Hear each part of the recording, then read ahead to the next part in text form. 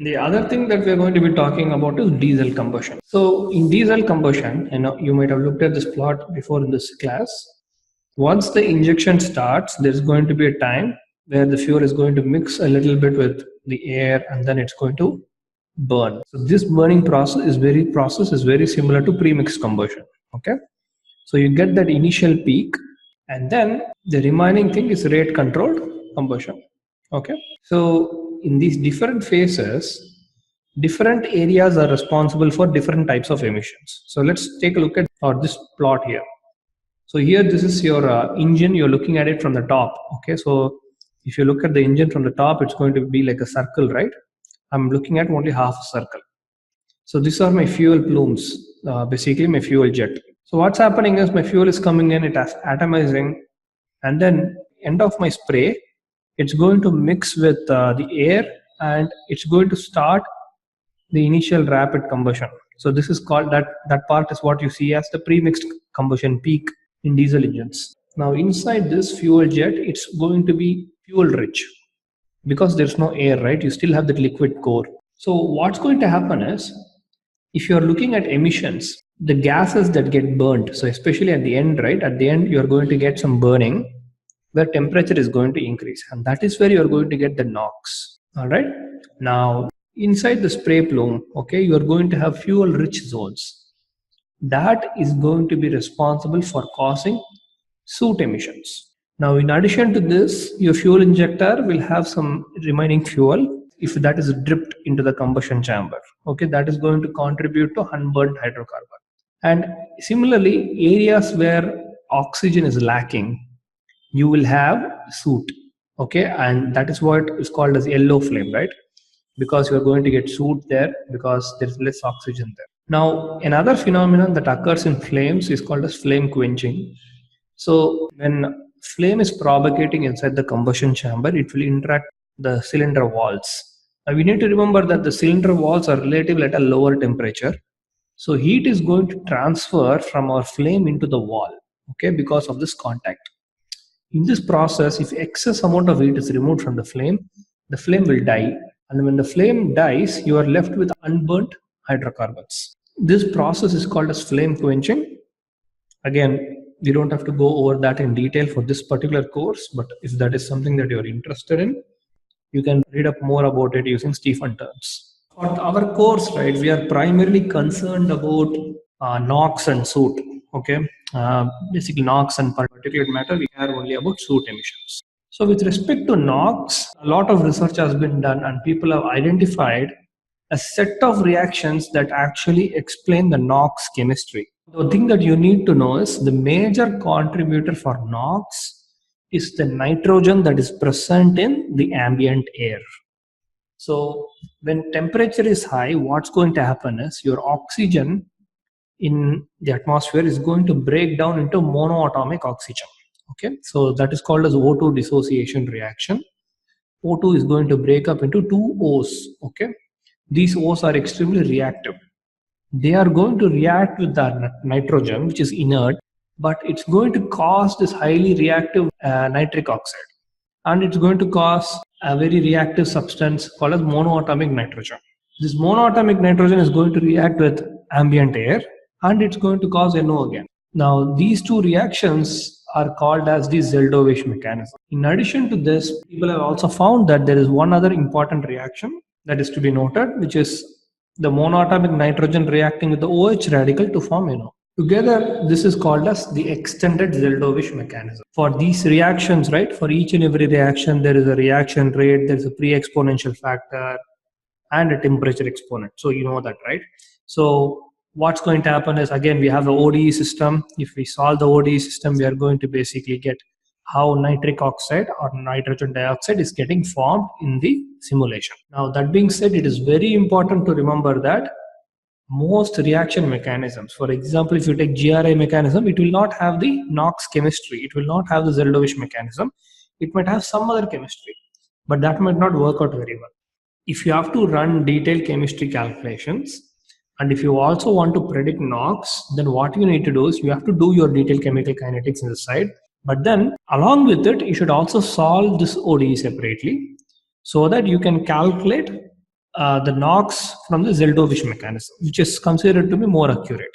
Okay, I hope that point is clear. It's very important to understand that these set of reactions are not found in, say, GRI mechanism, Lawrence-Livermore mechanism, or Aramco mechanism. You need to take this mechanism and you need to solve it separately. When I say separately, it still needs to be coupled, but I'm saying that you don't do this using Cantra. You integrate the ODE system on your own. I hope that point is clear. The next thing that I need to talk about is particulate matter. Okay. So with respect to particulate matter, there are three particulate matters: soot, lead, and sulfates. So once upon a time, if you filled fuel in, especially in an Indian gas station, you will have leaded fuels. So the fuel contains lead, and when the combustion process is going to take place, you will have lead particulates coming out of the exhaust. So you will have little spears of lead that's actually coming out. It's going to go inside people's lungs. It's going to cause a lot of problems. Since it caused a lot of problems, that is why people pushed for unleaded fuels. Okay, so you might have heard of the name unleaded fuel. That's basically a fuel that contains very low amounts of lead. Similarly, sulfates. With respect to sulfates, I've already given you the background. Lower the sulfur, lower the chance of getting acid rain. So the only thing that we are going to care about is soot. So soot at the end of the day is basically carbon. And I mean, again, this is not super important, but I just put it here so that you get some idea about how soot is formed. The idea is that you have some things called as a precursor species. So the precursor species are nothing but your acetylene, which is an unsaturated hydrocarbon, and your PAH, polycyclic aromatic hydrocarbons. So these are the initiators. You can think of this as polymerization. Okay, you still initially have a single species, but then these species attract other species, and you're slowly forming bigger and bigger spears. Okay, this process is called as surface growth, coagulation, and aggregation. So that is how soot particles gain a size. Okay, and when they become large enough, they can enter. I mean, when they're large enough, they can go inside things, and our lungs typically filters them out. But if they become very small, they can get inside the lungs without any problems. Okay, so with respect to soot formation, I think you don't have to worry too much about what the precursor species is and what is the mechanism that is involved in taking this acetylene and converting that into soot. Okay, that entire process, you don't have to worry about it in too much detail. The only time you have to worry about that is if you're trying to develop your own soot models, which I don't think any one of you is doing that here. Okay, so if you have to do that, then you need to understand the entire physics in that much detail. But for our class, we are just trying to say that how soot and emissions are calculated in combustion solvers, for which I think this explanation should be sufficient. So with respect to soot modeling, again, the idea is to have a very simplified ODE, where what we are doing is we basically say the rate of change of mass of soot. So MS is nothing but mass of soot, and there are two components here. So there's a production component and there's a consumption component. So the soot formation is modeled using something called as the Hiroyasu soot model. Again, I'm not going to go into the details of this model. You can read Stephen Turns or Hayward if you're interested. But the whole idea is there is some mechanism which is going to cause soot to form, and then there is some other mechanism which is going to cause soot to oxidize. So when soot oxidizes, you are reducing the emissions. So this is something you need to remember. Whenever you have more oxygen, you can oxidize the soot and soot would actually drop. It is only in the absence of oxygen that soot is getting formed. So the oxidation model is obviously going to be a consumption term. Okay, because the more the soot oxidizes, the lesser the mass it's going to be. And for that, there is a very popular model developed 1960s or 70s, in that time frame.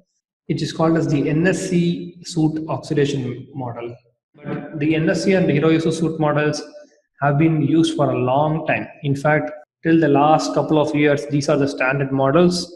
And now there are two new models called as the PM and the PSM model. Okay, these models are much more advanced. They are much more costly to solve. They are much more harder to derive. So we still don't know if those models are 100% accurate. At least the person who developed those models, who is Mr.